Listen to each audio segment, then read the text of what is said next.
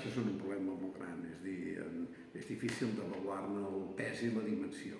El fet real, el fet objectiu que està sobre la taula, diguem-ne, és que tenim un sistema de comunicació que ha canviat totalment.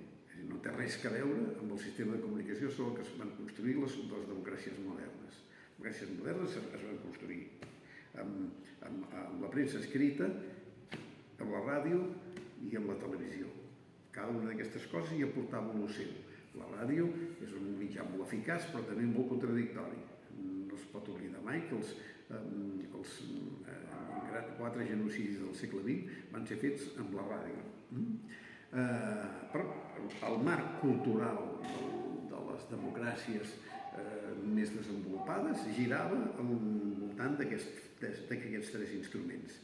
Ara aquests 3 instruments estan cada vegada més fora de joc i els que dominen gran part de l'escenari i sobretot, el que és molt important és les noves generacions, són les xarxes.